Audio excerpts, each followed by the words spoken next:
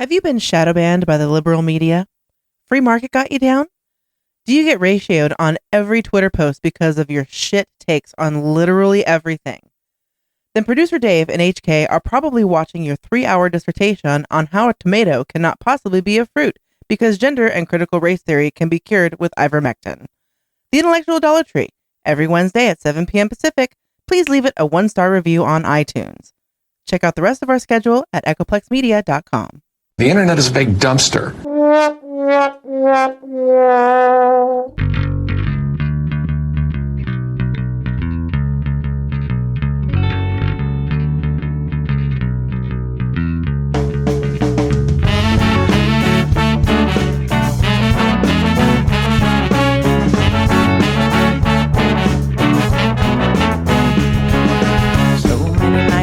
In this world, obsessed with kindness and ethical blindness. So please excuse my sarcastic tone. I'm a bit underwhelmed by the sample shown.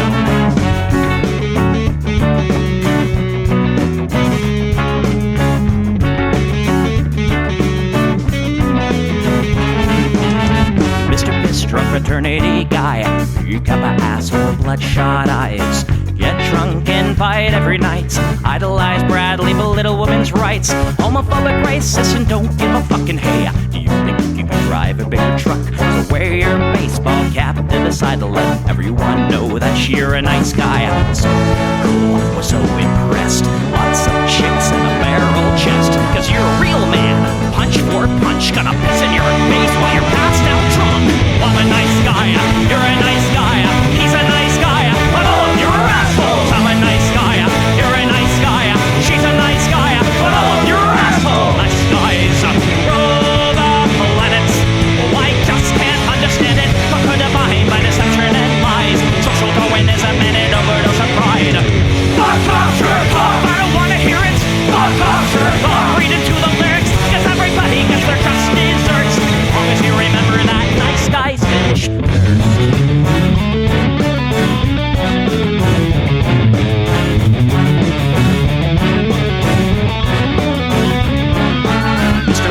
You're next on the list.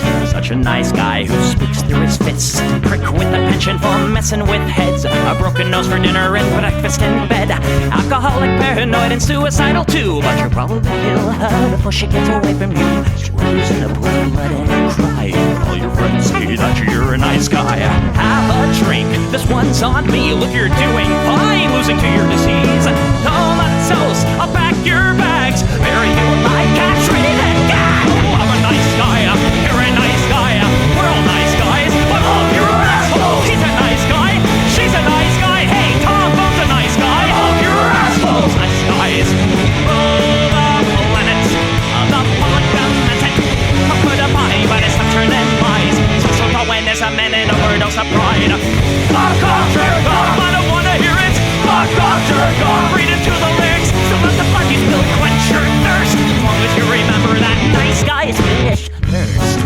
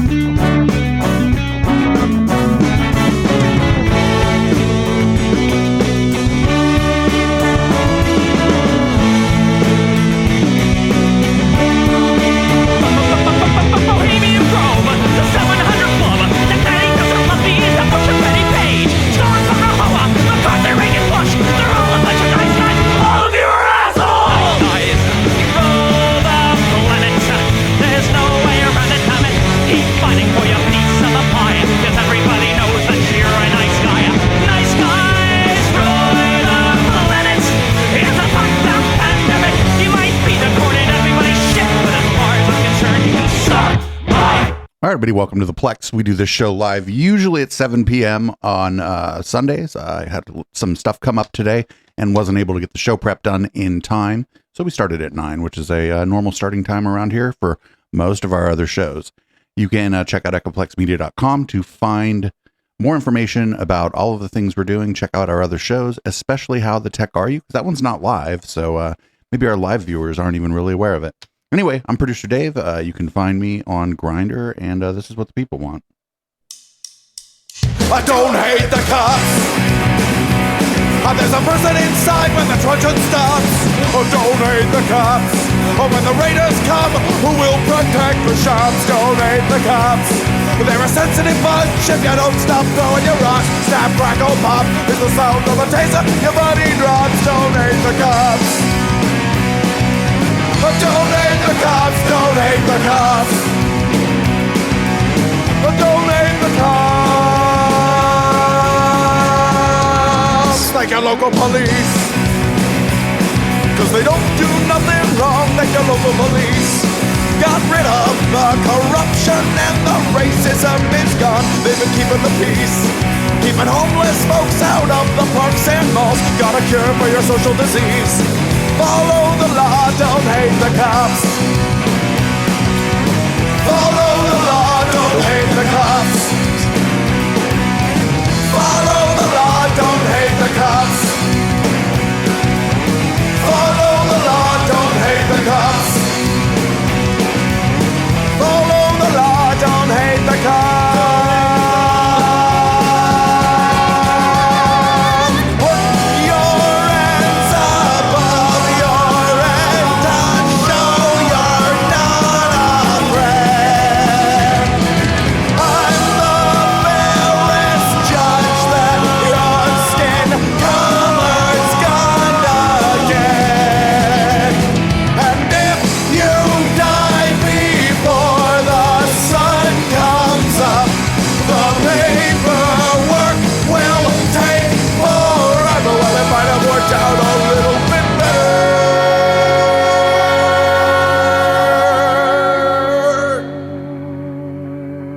If you didn't hate the cops, 'cause they don't do nothing wrong, don't hate the cops. You can't blame them for just doing their job, don't hate the cops. Well, you gotta wonder, how much would it cost for you to be shot at and stabbed at by maniacs and drunks? Don't hate the cops, don't hate the cops. Don't hate the cops, don't hate the cops.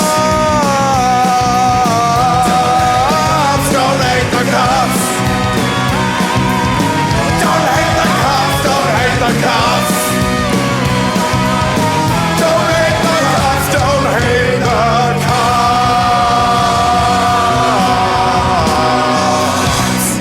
So we're not going to talk too much about the Beetlejuice incident, but Lauren Boebert did, in fact, go to One American News Network to talk about the Beetlejuice incident. And that's the only thing we're going to run about the Beetlejuice incident, and we will not speak of it otherwise. We just had Kevin McCarthy, the Speaker of the House, announce an impeachment inquiry yesterday. We're facing a government shutdown and trying to fund the federal government. We have a wide open southern border. We have Zelensky threatening to send refugees here. And what's the top story? Lauren Boebert getting kicked out of the Buell Theater in Denver, Colorado. It's what the media does. It's what the media does. So yes, what went down? You know, I was a little too eccentric. I'm very known for having a animated personality, maybe overtly animated personality. I was laughing, I was singing, having a fantastic time, was told to kind of settle it down a little bit, which I did. But then my next slip up was taking a picture of you can't take any images of the play. I've done it too. I've snuck them. Right. So you got thrown out because you took a pic and you weren't supposed to. But you know what? Right. Here's my whole thing. There was no arguing. There's reports saying that I was arguing, threatening to call the Denver mayor. I don't know why I would ever call the Denver mayor. I think he would have tried to lock me up. Yeah. There were reports saying I was on the board of something. I don't know what I'm on the board of. I'm on the edge of a lot of things, let me tell you. But well, probably the people that complained. Here's what I'm thinking. You're in Denver, Lauren. It's very liberal. The people that complained to the ushers that you were being noisy could have recognized you and been like, oh, I think that's that MAGA girl. Yeah, exactly. You know how they are. I get it. Congresswoman Lauren Boebert, I think you explained it well enough, and the mainstream media can take a fly. And you take care. Have a good day. Appreciate you. Thanks so much. Bye, Dan. Yep. Up next, State of California. They buried the lead. That's not why she got kicked out. Anybody can look up why she got kicked out. That's not why she got kicked out. She may have also been like being annoying, but that's not why she got kicked out. Anyway, the former president, Donald Trump, promises to pardon some people, if you could imagine that. Here he is at some event in Washington, D.C. From this wonderful website called Twitter. I'm sure you've heard of it and all of its all of its problems. Anyway, there we go. The political repression is immoral and it's very, very un-American, and it's very dangerous for them to be playing that game. To reverse these cruel travesties of justice, tonight I'm announcing that the moment I win the election, I will appoint a special task force to rapidly review the cases of every political prisoner who's been unjustly persecuted by the Biden administration.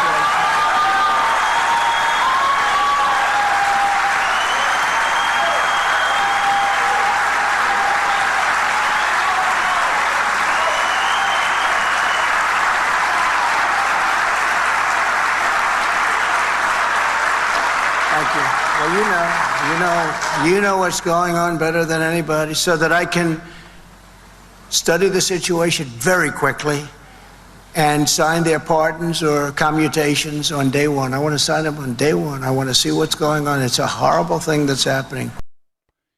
So some of these, okay, so these are people that are being charged by the federal government. The problem is I don't think a lot of these people are going to admit that they did it. So, or whatever, like they have to admit that they were guilty to accept the pardon. That's what a pardon is. So we'll see how this goes. Here, Trump went on Megyn Kelly's show, and he's going to talk about the documents. He was, I don't know, they were great documents. They were the best documents. Nobody ever hoarded documents as well as him, or he was supposed to have them, or something like that. We have a deranged guy named Jack Smith who's been overturned at the Supreme Court a number of times. And he gets overturned. You know why he gets overturned? Because he goes too far. They don't even mention the Presidential Records Act. This is all about the Presidential Records Act. I'm allowed to have these documents. I'm allowed to take these documents, classified or not classified. And frankly, when I have them, they become unclassified.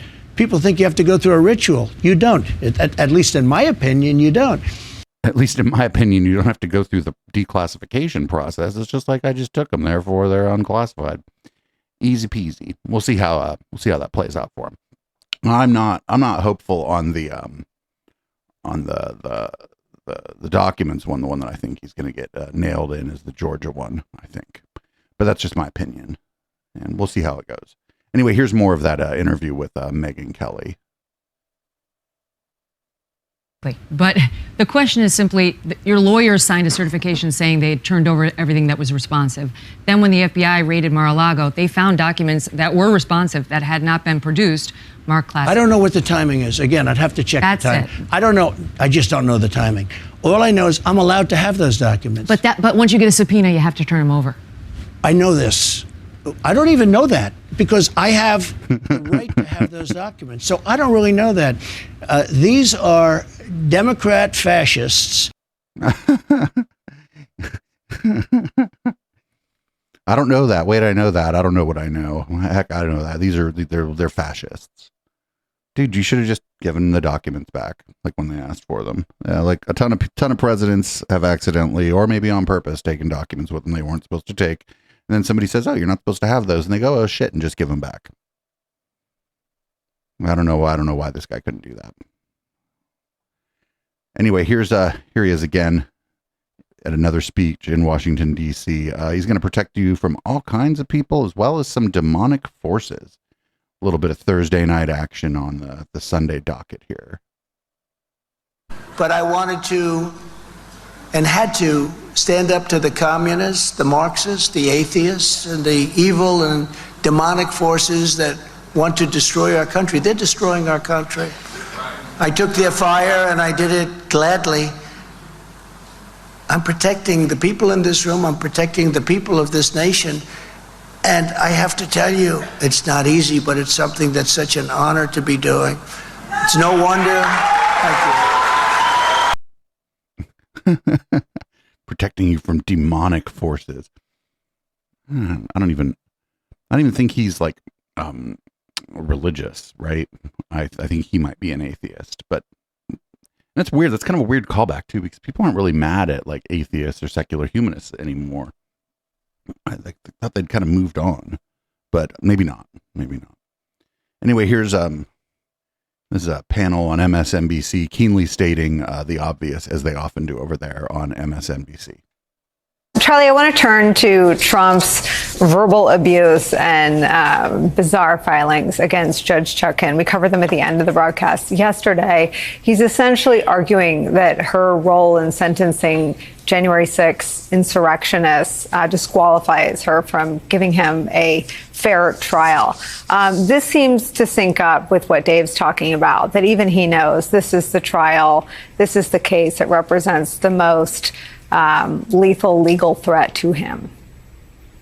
Yeah, and it's a bogus argument that won't have any effect. If he's trying to bully the judge, that won't work. Perhaps he's trying to taint the jury pool, but I actually think it's worse than that.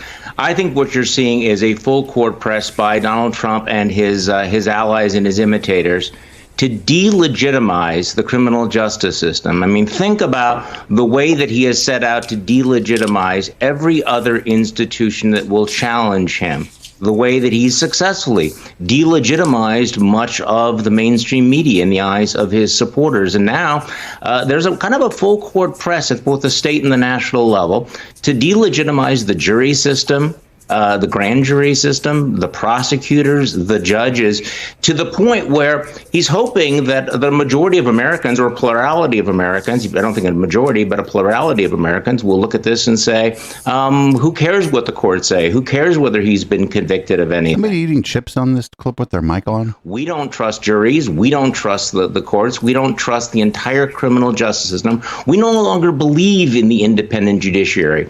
If he succeeds in doing that, in order to save his political skin, the damage that he will do will be long lasting. But again, this is why what Donald Trump represents is such a fundamental threat to our liberal constitutional democracy. It's not just this case or that case. It's a larger project. And I think that we ought to be concerned that he's going to have some success doing that, and it's going to have a long tail. As usual, MSNBC hosts and guests keenly pointing out the obvious. Yeah, he's trying to delegitimize the court system because the court system's coming after him. No shit, dude. I mean, I don't know. I mean, maybe the people that watch MSNBC regularly need to be told these obvious things, but I don't know. It's just not very deep analysis, in my opinion. Anyway, this is from Newsmax, and they're basically admitting that all this talk of impeachment for Joe Biden is mostly just to hit his polling numbers, mostly for the election. All right, Joe Biden. The impeachment inquiry is coming, and you know what? Some key Democrats, maybe they smell blood in the water. There's a guy named David Ignatius. He's a big-time columnist in Washington, D.C., and he came out today and said President Biden should not run again in 2024. I don't think Biden and Vice President Harris should run for re-election. And he cites some key reasons: Hunter and Burisma, Hunter and China and all those shenanigans, and Joe Biden phoning Hunter during dinner with foreign oligarchs. David Ignatius, prominent liberal columnist, weighing in, and I wonder what James Comer, the congressman, the chair of the House Oversight Committee, welcome back, Congressman. How are you, first of all? I'm well. What did you make of that? Is that a big deal? Because let's face it, you've had a hard time kind of breaking the Democrats, getting their attention, the Democrat media. That seems like it's pretty significant. That's a big deal. I mean, you look at the CNN poll a week and a half ago that said 63% of Americans believe that Joe Biden was involved in his family's schemes. So what's happened is the Americans are getting their news from alternative sources. Even though the mainstream media, including the Washington Post, hasn't given this investigation justice, now I think they realize that the American people are curious, and the American people have been investigating this, and they realize it's not normal for a vice president's family to receive millions and millions of dollars from foreign nationals, and for the vice president, probably is normal, now our current president, to not be able to identify one single thing that the family members did to receive the money. That's simple for most Americans to realize. Now the media realizes that Joe Biden's polls are in the toilet. And then I think the straw that broke the camel's back was Ian Sams, who's the White House spokesperson. He's their lapdog that goes out and attacks me and Jim Jordan all the time. He got on the press yesterday in a panic after this impeachment inquiry was announced and said the press wasn't doing a good enough job defending Joe Biden. Look, that's all the press has done is defend Joe Biden. And I think that was like Barney Fife waving an empty gun at Otis, the town drunk in Mayberry. I think that was the moment the Washington Post said enough. Okay, Joe Biden can't answer for how his family got millions of dollars. This is obviously not going to go away. Let's just go ahead and cut bait now and run and try to find an alternative next year in the presidential election. Yeah, that young man is in way over his head. Although he did say, look, James Comer, he's bragging about Joe Biden going down in the polls. Now, we did just talk about that, but I actually think that's okay. I mean, you're uncovering the truth about Joe Biden. The people need to know it. And quite frankly, if this softens him up for re-election, somebody like this should not be re-elected. So there's value here in driving those poll numbers lower. I'm basically trying to defend against that talking point. How do you see it? Well, look, we're not talking about Joe Biden's a bad person. We're not talking about Joe Biden's policies have been disastrous. He's created massive inflation. We're talking about Joe Biden took money from our enemies. And you look at all the investigations of presidents in the past, you look at the impeachments of various presidents, nothing has ever been about a president taking bribes, a president's family on the take, a president's family violating the laws, and this president's administration at every turn and every agency covering it up. I think this is one of the most serious political scandals in my lifetime. I can't think of anything worse from a politician at this high of a level. And I think the American people have seen this. But they've said over and over again that they don't have the goods, that they just like think that there's something there. Like that the Biden administration and the Biden spokespeople, they have had ample time to try to explain where the money came from and why Joe Biden wasn't truthful about all the times he said he never met with or spoke to any of these crooks in these adversarial countries who have been sending his family millions and millions of dollars. I think when the American people like, where's the evidence of this? Like that they've been sending, like, that's the thing is like that kind of money tends to come with a paper trail. Joe Biden was using pseudonyms for over 5,000 emails that he was secretly communicating with his son about policies affecting the son's financial ability. I think they realized that everything Joe Biden said about his knowledge and involvement of his family's shady business dealings has been a lie. And I think the American people are fed up with it. I think the Washington Post realizes that. I think CBS News realizes that. And honestly, I think CNN realizes that. So I don't know. I don't know that there's like any paper trail for any of this. That kind of money, I'm telling you, it's like wire transfers and shit. I don't think they were giving people suitcases full of money. I mean, we'll see how it shakes out, but so far they're not able to like really present anything about this, just that they think it looks weird or whatever. And maybe it is, and maybe it's wrong. And, maybe there are a number of reasons Joe Biden shouldn't run. Maybe there are a number, his poll numbers are pretty bad. And there's, other popular Democrats that could run. I don't know. I mean, if he decides not to, though, he's going to have to decide now. Like right fucking now. Because if he decides late, he screws over whoever basically ends up being the nominee, I think. Anyway, up next is Ted Cruz. If you remember, if anybody noticed, it was the anniversary of 9/11 this week. And so Ted Cruz is going to talk about the next planner of 9/11. And I do worry that we've lost of the next some of that focus. Yeah. You look at the border now. We have a wide open border. It was something that was talked about after 9/11. You have a border that could allow any terrorist to come across now. That's the easiest way to get into this country would be come across our southern border. And I worry, and we've caught people on the terrorist watch list coming across our southern border. I worry that we have forgotten the lessons of 9/11 and what security looks like. We've done it at the airports and we've kept that up, right? You go to the airport, I think most people feel very secure when they fly. The way that we've changed the way that we do security, yet we have this wide open southern border.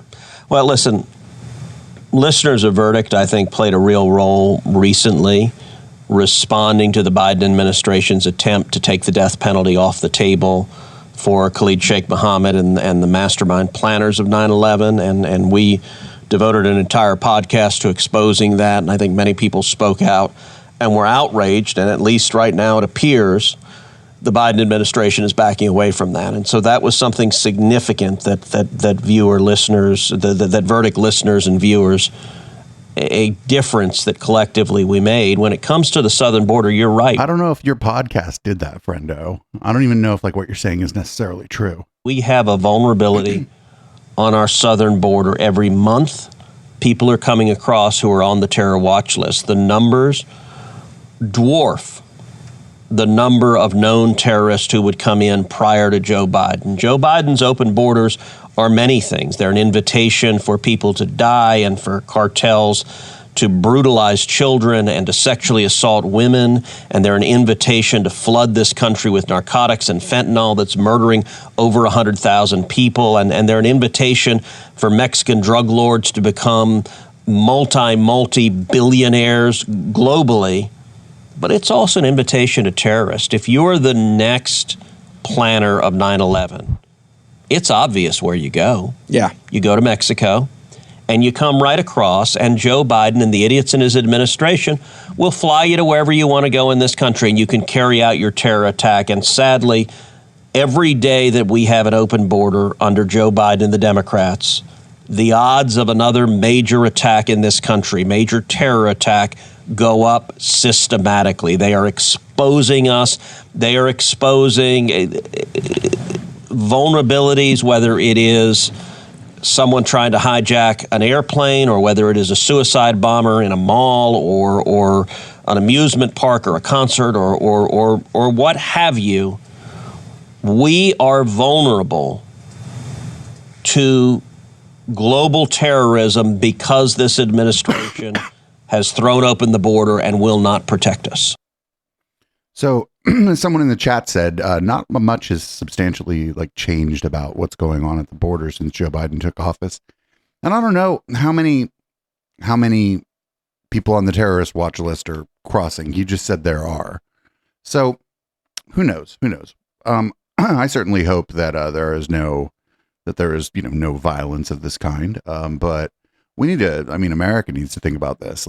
When we have mass casualty events outside of 9/11, it ain't foreign people doing it. It's fucking Americans doing it.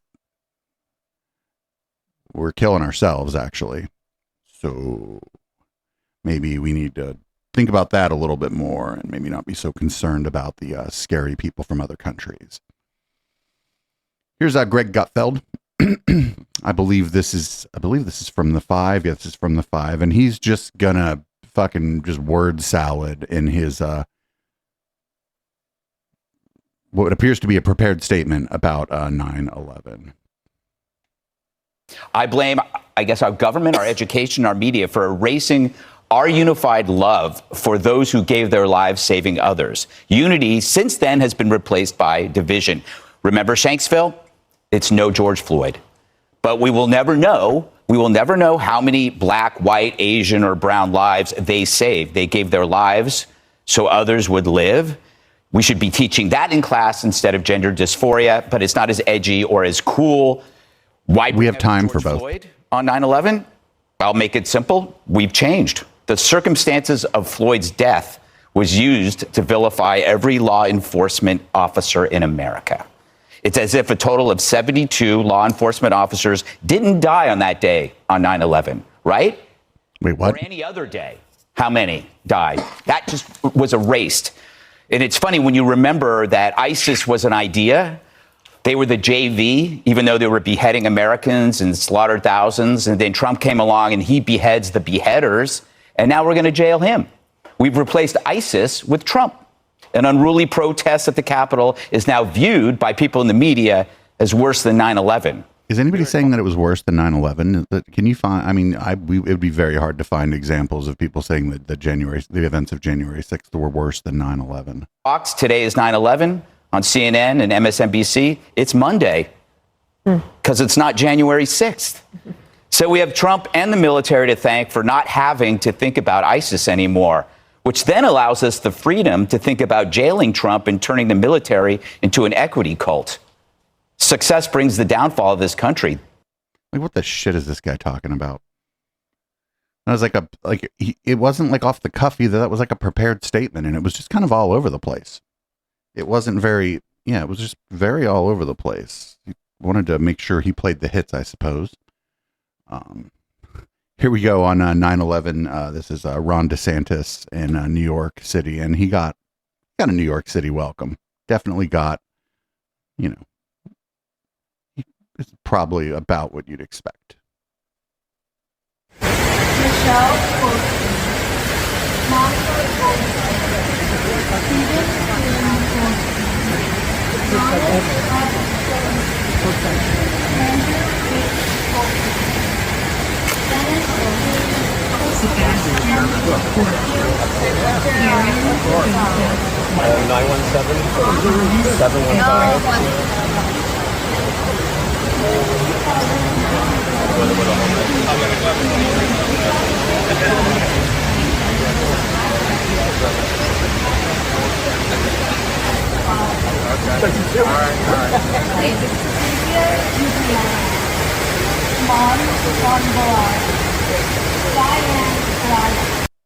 Very, very few people seem to be rushing to shake his hand or say hi. Whatever. I guess he's running for president, so he kind of has to do that, but I don't know. It's just cheesy. It's super cheesy. Anyway, here's Rudolph Giuliani was mad that the vice president of the United States was basically given a better seat than him at some 9/11 memorial, and he walked out. And I can't stand Harris. And I heard her giggle. And Bernie and I looked at each other, and I said, we got to get out of here. I can't stand at this sacred ground. To my right was not a single person I ever saw on September 11th.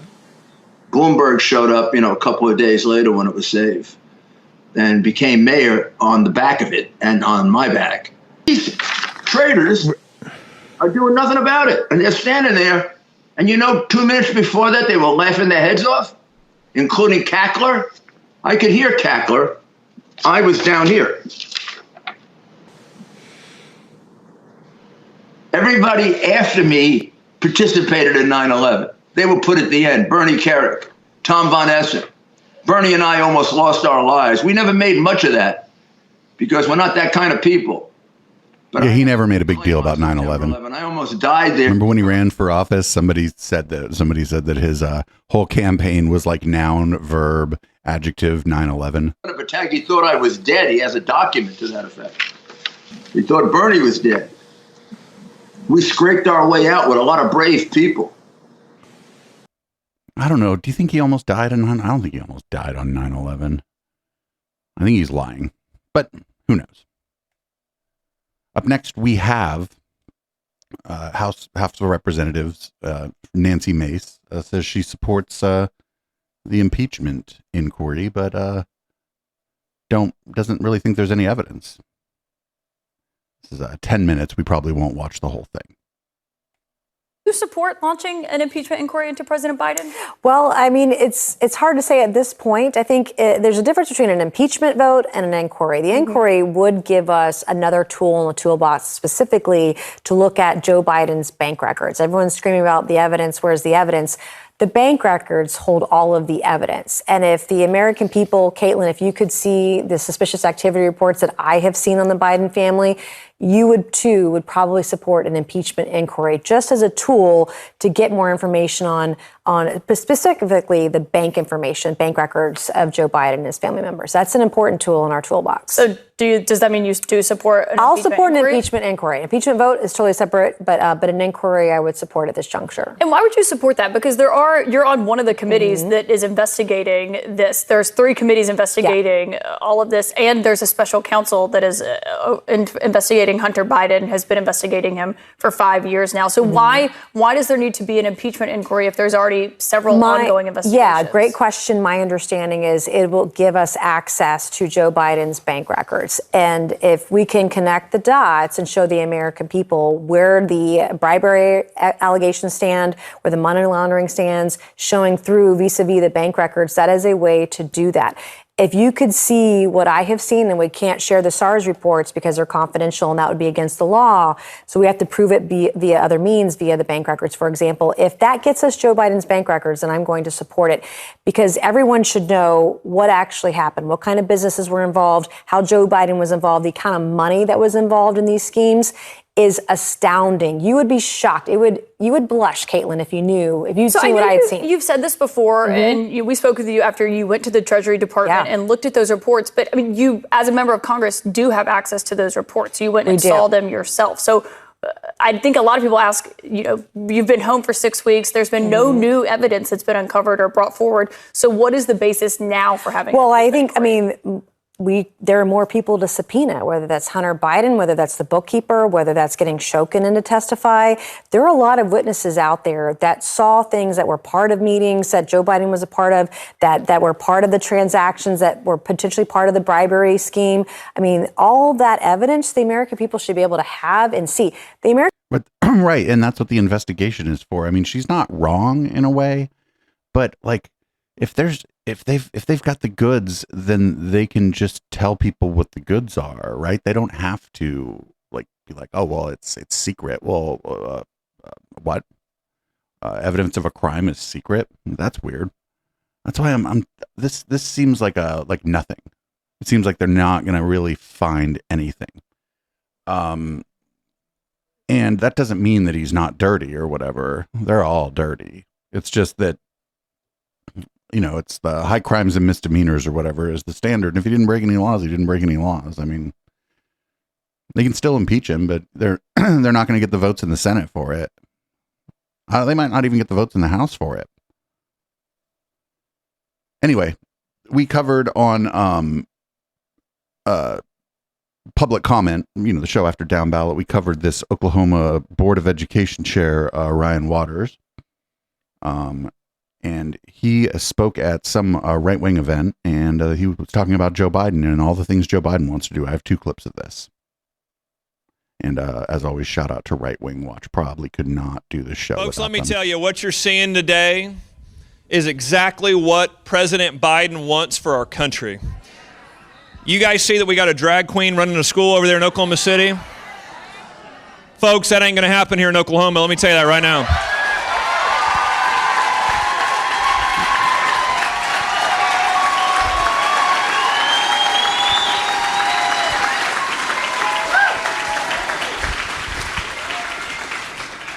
President Joe Biden wants to destroy this country.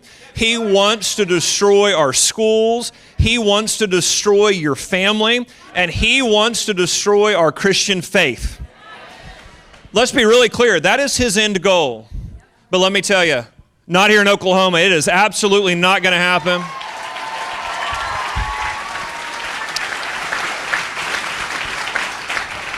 We are going to be the tip of the spear to tell Joe Biden this isn't communist China, okay? This isn't California. This is Oklahoma. This is where woke goes to die, folks.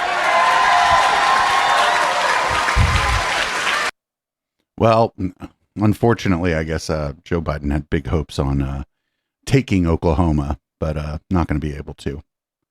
Here is more with Ryan Waters. This is him a part of a panel discussion. Just talking about the more of the same from the last clip. And again, this, as many of our clips do, this comes from Right Wing Watch. Shout out to Right Wing Watch. It's going to play. Fantastic. We have a drag queen principal of one of our schools who has now hired another drag queen to work inside our schools. This is what Joe Biden wants for our schools, folks. Well, I have demanded that that individual be fired. No drag queen should be running a school anywhere in this country, especially in Oklahoma. Why not? The Supreme Court has been wrong. There is no separation of church and state in the Constitution or Declaration of Independence. It doesn't exist. So we will bring God back to schools and prayer back in schools in Oklahoma, and we will fight back against that radical myth. They put it first. He said Congress shall not respect establishment of a religion, and there is no religious test to hold office. That is separation of church and state. They were a little too flowery with their language. I wish they would have been more fucking specific, but the courts have pretty much conservative and liberal justices and legal scholars have all interpreted it the same way. So, you know what? We had almost forgotten about George Santos. Did anybody here almost forgotten about George Santos? I hadn't heard much from him in a while. So when I saw a clip of him, I was like, we're going to run this clip of George Santos. I don't even know if it's any good. We just haven't run a clip of George Santos in a while. So let's see what's going on with him. Sure. Would you resign if the committee concludes that you committed wrongdoing? Look, I think that the committee should be very wary about making any hasty decision. That's been my entire case in point with everything going on. The DOJ has their case. I think that it would be very irresponsible for the committee to have one conclusion and then something else play out in court. So my answer to your question, no. So I've mentioned... So he's like, I wouldn't resign. I think this guy's going to win his next election. I think people have all but kind of forgotten about him. I think he's done a pretty good job of shutting the fuck up recently. And I think his, if I'm not mistaken, his district is heavily Republican, and he's just going to win. Because you can only talk about him being a lying liar who lies all the time so much it gets boring. So, yeah. Also, I don't know, he was at 9/11. He should have mentioned that his mom was in 9/11 or whatever the shit he was talking about. Anyway, here's Representative Crockett just kind of laying down the smack in a House committee. I'm sure the majority of you never heard about this bipartisan amendment. You heard about all the other trash that they wanted to put on the floor that had nothing to do with keeping our country safe. What we need to do is focus in on the priorities, and the priorities aren't culture wars. That's not the priorities. The priorities are making sure that people are working and people are safe. And regardless of what the president said, and I love the president, I support him. Let me say that right now. COVID is still around. We have members that are out right now because they are sick with COVID. So for those that missed the memo, COVID does still exist, and these flexibilities allow people to not only be safe, but they also make sure that we are keeping our country safe. So thank you for what you do every day. Thank you for putting up with these questions. Thank you for fighting for a country that somehow doesn't seem like it's fighting half as hard for you and your employees. And with that, I would just ask for unanimous consent to enter into the record a statement from the Parallel Professionals, EFM, MOH, and the U.S. Department of State Employee Organizations for the spouses, partners of foreign service professionals who are civil servants, government contractors, and who work at U.S. missions abroad. Mr. Chairman. That'll be entered the record. Thank you very much. Very nice. She's good. She's good. I haven't looked into her too much, but we've run a couple clips of her. She seems pretty good. She's concise, doesn't do a lot of grandstanding, gets to the fucking point, and that's fucking refreshing. Someone who gets to the fucking point these days is definitely refreshing. Up next, we got Matt Gaetz versus Kevin McCarthy, which, you know, you'll love to see it. You'll love to see it. On this very floor in January, the whole world witnessed a historic contest for House Speaker. I rise today to serve notice. Mr. Speaker, you are out of compliance with the agreement that allowed you to assume this role. The path forward for the House of Representatives is to either bring you into immediate total compliance or remove you pursuant to a motion to vacate the chair.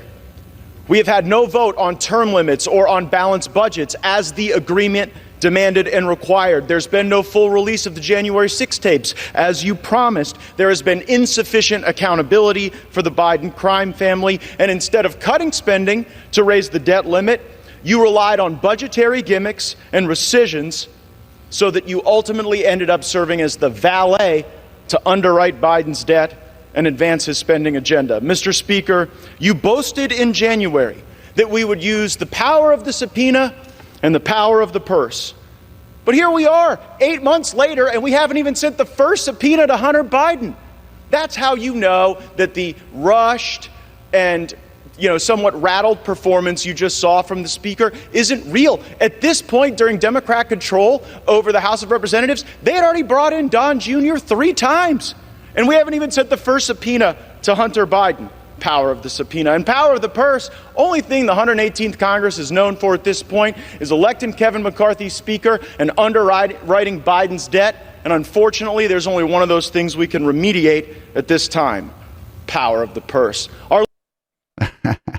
Oh, I hope they have a whole the whole thing where they replace him, and then they just take weeks and weeks and all fucking argue with each other and fucking end up, I don't even know who it would be. But I'm here for it. We got Senator John Kerry had a few interesting things to say during a hearing. Thanks everybody in the Discord for helping me put the docket together this week. I missed this, and this is pretty good.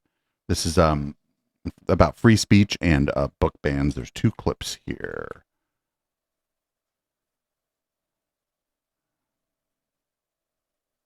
All boys aren't blue. And I will quote from it. I put some lube on and got him on his knees. And I began to slide into him from behind. I pulled out of him and kissed him while he masturbated. He asked me to turn over while he slipped a condom on himself. This was my ass, and I was struggling to imagine someone inside me. He got on top and slowly inserted himself into me. It was the worst pain I think I have ever felt in my life. Eventually, I felt a mix of pleasure with the pain. Close quote. All boys aren't blue. Yeah, worst, somebody in chat said, worst audiobook reading ever. Don't ever let this man talk about sex again. Here's another clip from that same hearing. If it'll play. Twitter being Twitter. Called genderqueer. Okay? Let me read an excerpt from that. Quote, I got a new strap-on harness today. I can't wait to put it on you. It will fit my favorite dildo perfectly. You're going to look so hot. I can't wait to have your cock in my mouth. I'm going to give you the blowjob of your life. Then I want you inside of me. End quote. Yeah, I don't ever want to hear this guy say any of those words ever again. Up next, sometimes Fox's The Five is actually pretty great. This is a real short clip, but fucking Jeanine Pirro. Oh, Jeanine just gets wrecked by the one, like, kind of moderately liberal co-host of The Five here. But the damage had already been done from that. And you need to find some safe middle ground where people know that the vaccine is safe for you, but you don't. Oh, well, what do you mean? You're fine. You're vaccinated. What do you? Oh, it's your turn. It's your segment. She tried to sow doubt. She's like, "You're fine. You got vaccinated." That's great, fucking great. Because they all are, because they have to be in the fucking building. So that's great. Anyway, here is Newsmax's Greg Kelly again. He's going to talk a little bit about Biden, but then he's going to talk about hip hop, and it's not going to be great. You know, workers without high school diplomas. He seems to be linking workers without high school diplomas to African Americans, Hispanics, and veterans. which is, I believe, his view of things. That's how he sees the world. The man stopped growing intellectually, morally, everything in 1972. That's when he hit it big. This is one of the many reasons why he will not be running for re-election. He will have to withdraw from the race. And Kamala Harris, the establishment is now saying that she should not run. Everybody knows she's a goofball. Sorry. Here she is celebrating hip-hop. Hip-hop. Hip-hop has done a lot of damage to America, what? Especially American youth, people of color, people not of color, all kinds of people harmed by the message of hip-hop. Not all of it, but a lot of it. Even Jamie Raskin will not commit to Kamala Harris. He should have called it hippity hop. I actually think it's a pretty simple question. Do you think Kamala Harris is the best running mate for President Biden? Yes or no? I mean, I don't know what else I can say other than she would be an excellent running mate and an excellent vice president. I don't know whether President Biden has named his running mate. We're going to a convention next summer. It's a year away from now. Actually, Biden already did say he wants it to be her, Kamala Harris. Look, something's up, obviously. Gavin Newsom, people are talking about him. I don't think it's going to happen. It's going to be Michelle. It's going to be Michelle Obama. I know. She doesn't want to run for president. Be ugly, but it's going to be, I think, Michelle as the Democrat nominee versus Trump. Wow. We'll be right back. That's crazy. That's what's not going to happen. She's like on the record. She's like, I don't want to run for office. She's like been very clear that she never wants to run for office. So this next clip is from a local government meeting, and it's obviously a citizen comment. And well, it started with pride, and I thought it was going to be okay, but it's just not. It's just not okay. Hello, my name is Erin Mazzoni, and my address is on file. I just moved here from Bucks County, Pennsylvania. Hearing what this person just said really upsets me because our entire community up north fell apart. It was like watching a bad car accident for 3 years straight. It started out as pride coming in, and I thought everything would be okay. I was totally fine with them having and doing what they wanted under the laws. And it ended with a rainbow room where 8 to 12-year-old kids were given butt plugs and dildos and trained. They just got a city grant for $650,000 to be able to do more training on the children. It was horrendous. I have asked my friends there what if it's getting any better. Every single one of them are leaving, and it is a very good tax base. These conservatives are good tax base people. It was absolutely horrible to watch. You think that you're doing things based on laws, but you are doing things and you are led. Like, I don't think that happened. I think she's either she believes something that someone else told her, or she's just making shit up. I'm not very confident that went down. Anyway, up next we have the CEO of the Gerner Group. Doesn't seem like really he's anybody's friend, and that's probably for the best that he doesn't have any friends. I think the problem that we've had is that we have people decided that they didn't really want to work so much anymore through COVID, and that has had a massive issue on productivity. Tradies have definitely pulled back on productivity. They have been paid a lot to do not too much in the last few years, and we need to see that change. We need to see unemployment rise. Unemployment has to jump 40, 50% in my view.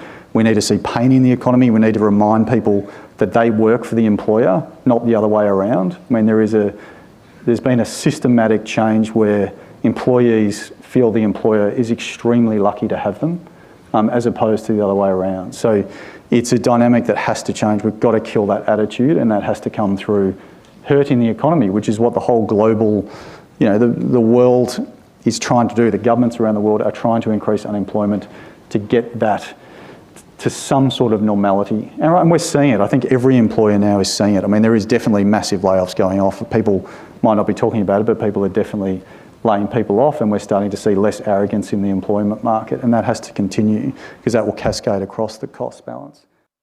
What a ghoul. He's like, the employees need to feel basically lucky to be employed or whatever. Like, ideally, the situation is one of mutual respect. Ideally. It's not, it's not how it always works. It's not how it works most of the time, but, that's ideally it shouldn't. And he's like, oh, the governments around the world are trying to raise unemployment. I don't think anybody in office, anybody in power anywhere is trying to raise unemployment. That is bad politics, right? Like it's bad. If your unemployment rate goes up, you're maybe not going to win your next election. So I think he's wrong about that. And he's also just a fucking ghoul. Anyway, speaking of CEOs, here's the CEO of General Motors. Probably shouldn't take interviews. She's not great. The union is asking for a 40% wage increase over 4 years. They're asking for that in part because they say CEOs like yourself, leading the big three, are making those kind of pay increases over the course of the last 4 years. You've seen a 34% pay increase in your salary. You make almost $30 million. Why should your workers not get the same type of pay increases that you're getting leading the company? Well, if you look at compensation, my compensation, 92% of it is based on performance of the company. I think one of the strong aspects of the way our compensation for our represented employees is designed is not only are we putting a 20% increase on the table, we have profit sharing. So when the company does well, everyone does well. And for the last several years, that's resulted in record profit sharing for our represented employees. And I think you have to look at the whole compensation package, not only 20% increase in gross wage, but also the profit sharing aspect of it, world-class health care, and there's several other features. So we think we have a very competitive offer on the table, and that's why we want to get back there and get this done. But if you're getting a 34% pay increase over 4 years and you're offering 20% to employees right now, do you think that's fair? Well, I think when you look at the overall structure and the fact that 92% is based on performance, and you look at what we've been doing of sharing in the profitability when the company does well, I think we've got a very compelling offer on the table, and that's the focus I have right now. Well, she's just saying, I get big raises and they don't. That's all she said. And I mean, profit sharing's good, but I just wonder, like, what does that look like for the average person there? Or what, like, does it offer them even a 5% boost from their pay? Like, I just wonder what that looks like. She wasn't talking about any numbers there. So I'm just curious what that looks like. I could probably look it up, but probably not. Anyway, here's RFK Jr. Talking about the presidential race, which he is apparently part of. The Democratic Party has been my home for my whole life. The Democratic Party has been a home to my family since we came over in 1848 during the potato famine. Right, probably the most iconic Democratic family of all. So you're a Democrat. You're running for the Democratic nomination. One thing almost every Democrat agrees on is that Joe Biden is better than Donald Trump, even if Joe Biden isn't perfect. And that Donald Trump, most Democrats think, is a threat to democracy. Do you agree with that? We've got to stop governing by fear, using fear as a governing tool, and we've got to stop running on fear that if everybody doesn't stay in line, right, that this boogeyman is going to take over our country. We have to have democracy in our country. We have to have a lot of people running and a lot of people talking to each other and debating and have unscripted interactions. Right. I'm worried about that our country is going to be governed not by somebody who is fully has the mental fluidity and the acuity and the dexterity that is required to govern this country, and that the country instead will be governed by a bunch of faceless technocrats with lanyards who nobody's ever heard of, who are making decisions about whether or not to bring us to nuclear Armageddon. So he's talking about like the staff, Biden's staff. That's how most presidential, most White Houses work. Actually, the staff calls the shots. Not necessarily, they don't call the shots, but they're certainly a big part of the decision-making process. That's what they're there for. And we're very, very close to that right now.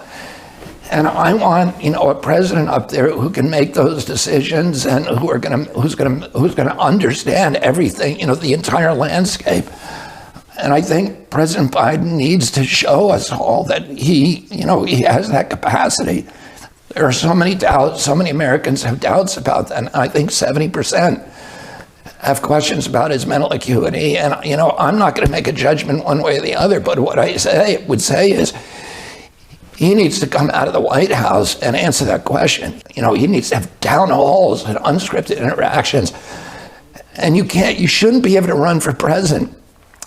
And the only Americans you're talking to are your donors. So, but if the final choice is Trump versus Biden, right now you're undecided? If it's Trump, I don't have a plan B. I intend to win this election. You're not going to win. Talk about what I'm going to do if that doesn't happen. So he's one of those people that the more that the average voter finds out about it, and the less they like him. So if he starts to rise enough in the polls that he starts getting more mainstream media coverage, he's just going to drop in the polls because people are going to learn about his crazy shit. Like, he believes in chemtrails and shit, dude. Like, he's a fucking wackadoo. And so I think more people are going to find that out about him, and like the sort of whatever shine he has from being a Kennedy is like gonna dull very quickly as people learn more about him. So this guy right here, his name is Tim Miche. Miche. I don't think you've ever heard of him. I hadn't heard of him till like today. He is the head of the National School Board Coalition, and he might have a little something to do with all the crazy school board meetings that we've been seeing clips from and watching in a longer form on Tuesday nights.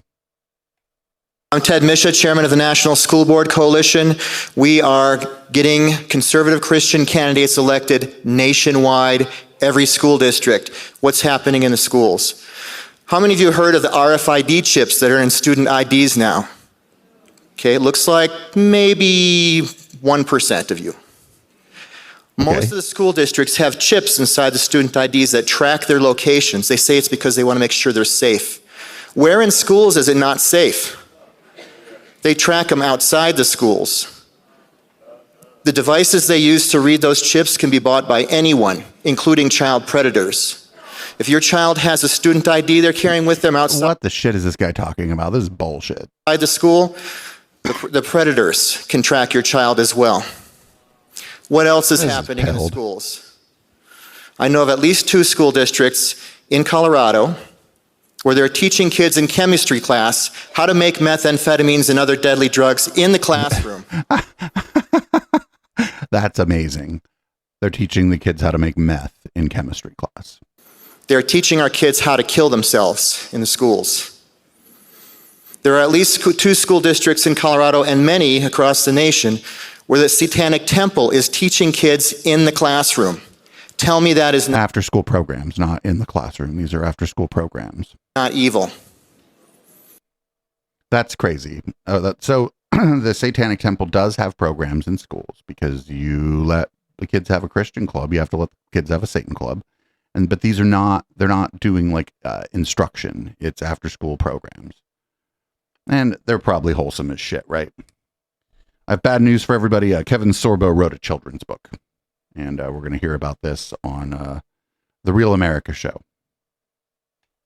Book right here, and this deals with the test of blindness. And I'm on the road right now doing a lot of publicity on that book right now. Good for you. And it's really not bashing anything. It's about letting boys be boys. Yes. And they have a strong mother and a strong father raising them up to be boys into strong men and hopefully strong fathers down the road. That's all the book about. It's not bashing anybody. It's not bashing any group of people. It's just a book saying let boys be boys. And as far as I'm concerned, let girls be girls. Let them decide when they become adults and they're old enough and mature enough where they want to go with their lives. Kev, let's talk about something on this very somber day of September 11th, right? 22 years ago today. Let's think about if this toxic masculinity movement from the crazy radical left would have been in place 23 years ago. If we'd have been a year into this push and had softer men, what do we think would have happened? Do you think hundreds of brave men would have rushed to save people? Do you think then thousands would have signed up to go defend this nation and take out the terrorists?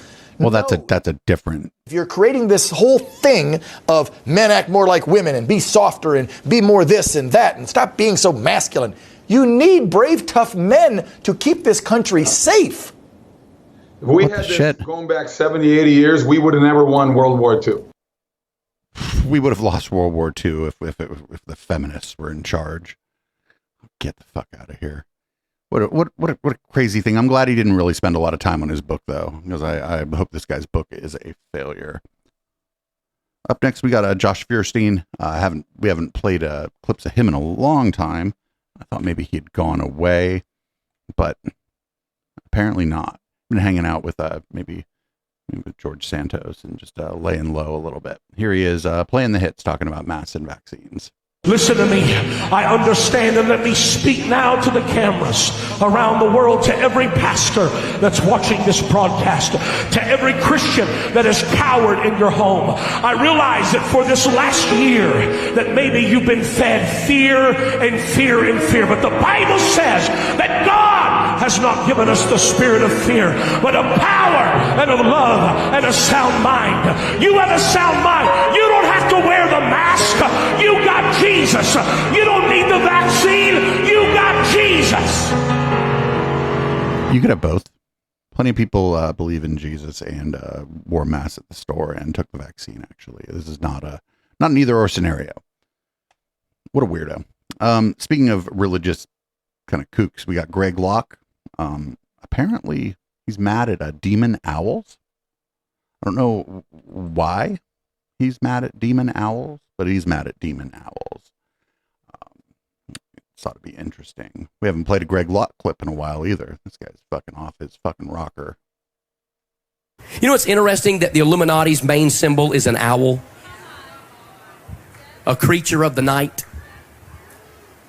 Now, I'm not telling you that owls are demons. I am telling you that Lilith many times will come in the form of an owl. I will tell you that. Because it's a creature of the night that is a representation of demonic powers in the Old Testament. And is a representation of demonic powers against all of the tyrannical people that we call out on the left right now. They celebrate the owl god. Surprised you didn't bring up Bohemian Grove. I think there's a giant owl there, too. I think Alex Jones saw it when he went to Bohemian Grove. We got one more. We got a MAGA pastor. One more religious kook. We got MAGA pastor Shane Vaughn talking about how he's like losing people at his congregation for whatever reason. I had a man literally leave my church this week because I mentioned Donald Trump in the pulpit, mixing religion and politics. Let me tell you something. I hope I lose everybody if that's what they leave for, because God called me to stand up for America, to stand up for Donald Trump, and it'll be a cold day in the gates of hell before I ever shut up. Everybody can leave. I know my calling. I know the moment I'm living in. The problem with preachers, they're scared to death to mix politics with religion. You cannot separate politics from religion. They are one and the same. That video looked like it was from the 70s, right? Everything about it looked old. But yeah, I mean, religion is generally a political thing. It has been, part of politics throughout time. That's not untrue. It's just that guy's a wacko. And we got two more clips here and there about Russell Brand. Here's Russell Brand. He was trying to get out ahead of the stories that came out about him. And of course, it's all a fucking giant conspiracy. Of course. Hello there, you Awakening Wonders. Now, this isn't the usual type of video we make on this channel where we critique, attack, and undermine the news in all its corruption, because in this story, I am the news. I've received two extremely disturbing letters, or a letter and an email, one from a mainstream media TV company, one from a newspaper, listing a litany of extremely egregious and aggressive attacks, as well as some pretty stupid stuff, like my community festival should be stopped, that I shouldn't be able to attack mainstream media narratives on this channel. But amidst this litany of astonishing, rather baroque attacks are some very serious allegations that I absolutely refute. These allegations pertain to the time when I was working in the mainstream, when I was in the newspapers all the time, when I was in the movies, and as I've written about extensively in my books, I was very, very promiscuous. Now, during that time of promiscuity, the relationships I had were absolutely always consensual. I was always transparent about that then, almost too transparent. And I'm being transparent about it now as well. And to see that transparency metastasized into something criminal that I absolutely deny makes me question, is there another agenda at play? Particularly when we've seen coordinated media attacks before. Yeah, obviously, it's all a conspiracy. Like with Joe Rogan, when he dared to take a medicine that the mainstream media didn't approve of. And we saw a spate of headlines from media outlets across the world using the same language. I'm aware that you guys have been saying in the comments for a while, watch out, Russell, they're coming for you, you're getting too close to the truth. Russell Brand did not kill himself. I know that a year ago there was a spate of articles, Russell Brand's a conspiracy theorist, Russell Brand's right wing. I'm aware of news media making phone calls, sending letters to people I know for ages and ages. It's been clear to me, or at least it feels to me, like there's a serious and concerted agenda to control these kind of spaces and these kind of voices. And I mean, no, people are just criticizing you. That's just more speech. Voice along with your voice. I don't mind them using my books and my stand-up to talk about my promiscuous consensual conduct in the past. What I seriously refute are these very, very serious criminal allegations. Also, it's worth mentioning that there are witnesses whose evidence directly contradicts the narratives that these two mainstream media outlets are trying to construct, apparently in what seems to me to be a coordinated attack. Now, I don't want to get into this any further because of the serious nature of the allegations, but I feel like I'm being attacked, and plainly they are working very closely together. We are obviously going to look into this matter because it's very, very serious. In the meantime, I want you to stay close, stay awake, but more important than any of that, if you can, please stay free. Yeah, that's that's weird that he's like, I used to be promiscuous too. He's trying to like kind of lean into this, like, oh, I'm a traditional now or whatever. And, you know, he's like, oh, these news organizations are coordinating. I believe they're coordinating. Or maybe the people who made the allegations just went to multiple news organizations with their allegations.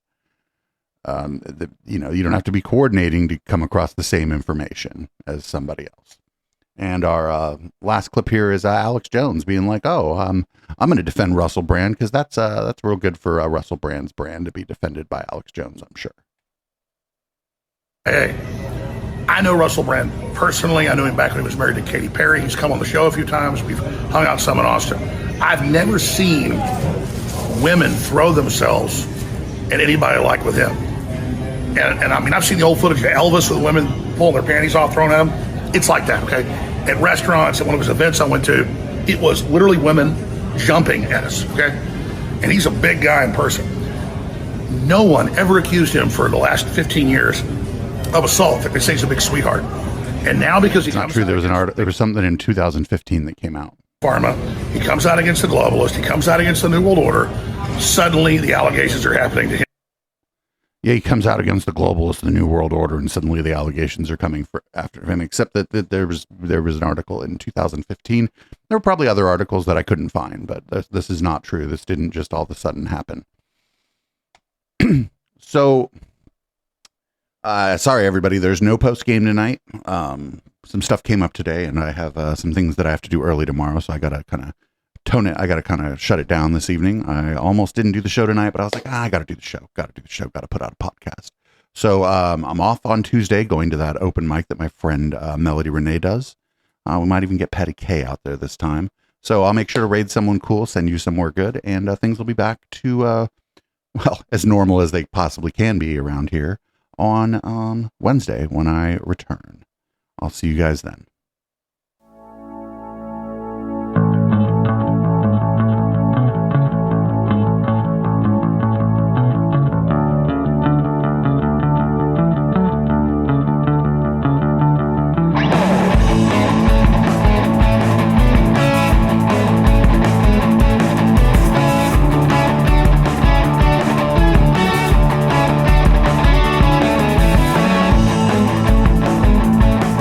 You recall